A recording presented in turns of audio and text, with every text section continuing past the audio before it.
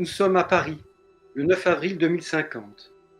En ce mois d'avril 2050, sur cette place du Trocadéro, entourée par la forêt et bercée par les chants des oiseaux venus des contrées tropicales, je prends aujourd'hui la parole devant vous pour commémorer le 5e anniversaire de la Nouvelle Alliance citoyenne. Le 28 août 1963, devant le Lincoln Memorial à Washington, Martin Luther King prononçait son discours « I have a dream ».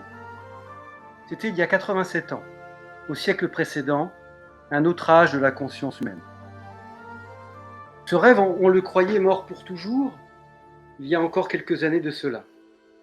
Et puis, il y a eu cette foudroyante crise sanitaire, le monde a vacillé sur un fil, suspendu au milieu du gouffre. Nous, les gouvernants, nous étions alors aveuglés par la vanité et le profit. Et au même moment, il y a eu ce soulèvement de la colère face aux injustices, au dérèglement climatique. La violence de cette colère était semblable à celle infligée à notre planète par notre vieux modèle d'exploitation des richesses naturelles et de consommation outrancière. Cette colère s'est transformée en conscience politique. C'est un ouragan qui s'est alors déclenché pour grossir et se répandre partout dans le monde. Cet ouragan, il n'est pas venu de l'océan ou du choc des masses d'air, mais d'une prise de conscience collective, d'un désir de vivre prodigieux. Le sens de l'histoire a soudain bifurqué. Après le mouvement MeToo et le scandale de l'assassinat de George Floyd aux États-Unis par des policiers racistes, un extraordinaire élan citoyen a éclos sur les réseaux sociaux. Cet élan a dépassé les clivages de classe et de couleur de peau. Il a rassemblé les peuples et les cultures. Le rêve de la diversité a enfin eu lieu. Des groupes de réflexion citoyens se sont formés sur les réseaux sociaux. Chacun a pu rédiger un cahier de souhaits, établir l'inventaire des activités inutiles pour sa vie et son développement personnel. Il ne s'agissait pas simplement d'exprimer une opinion, mais de décrire une situation, une autodescription en somme, faisant appel à notre esprit critique, prolongé par une série de micro-enquêtes. C'est seulement par la suite, en combinant les réponses pour composer le paysage né de la superposition de ces descriptions, que notre laboratoire citoyen a pu engendrer une expression politique incarnée et concrète. Sur la base de cette consultation mondialisée, le collectif des citoyens du monde a rédigé la charte d'une république virtuelle appuyée sur une nouvelle constitution des droits humains. Ainsi, la République des peuples libres est devenue l'emblème d'une nation mondiale victorieuse et affranchie du capitalisme patriarcal. Désormais, le partage des savoirs et des ressources constitue le socle de notre République virtuelle.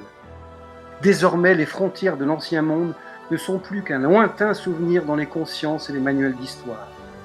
La dynamique du collectif et de l'autoresponsabilité s'est substituée à la quête obsessionnelle de l'individualisme, des nationalismes et des populismes qui étaient le cancer de cet ancien monde.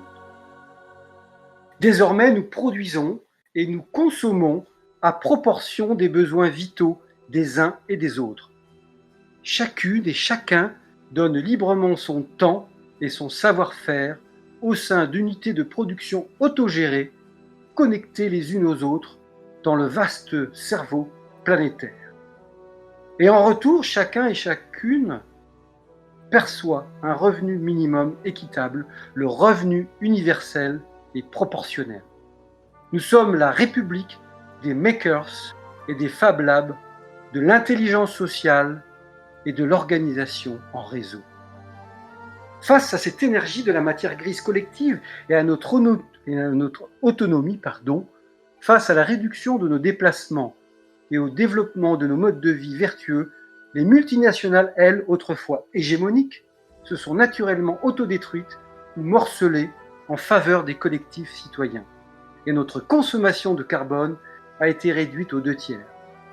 La lecture, la méditation, l'éducation, Le soin de l'autre rythme notre temps.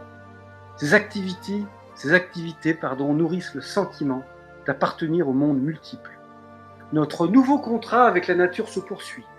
Nous lui avons donné des droits. La forêt, les océans, les espèces animales siègent dans le Parlement des êtres humains et non humains. Nous, les humains, nous ne sommes plus placés au-dessus des animaux et des plantes. Nous ne voulons plus ni les dominer, ni les réduire à des marchandises, mais nous entretenir avec ces êtres précieux, développer avec eux de nouvelles formes d'intelligence. Autre grande mutation, nous avons appris des peuples amérindiens l'art de collaborer avec les forêts et les mondes invisibles. De cette façon, nous avons appris à vivre dans nos territoires modifiés par les effets du bouleversement climatique. À Paris, les voitures ont presque toutes disparu. Nous avons laissé libre cours à l'ensauvagement des rues et de nos espaces publics. Paris est devenu un jardin anglais où la végétation luxuriante se mêle aux habitations dans un désordre joyeux et intuitif.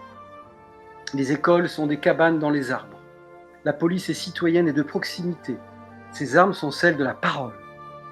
Nous sommes désormais des mutants pacifiés. Nous dessinons un chemin dans la profusion de nos émotions et de nos créations. Mes très chères sœurs, mes très chers frères, vive la République virtuelle des citoyens du monde.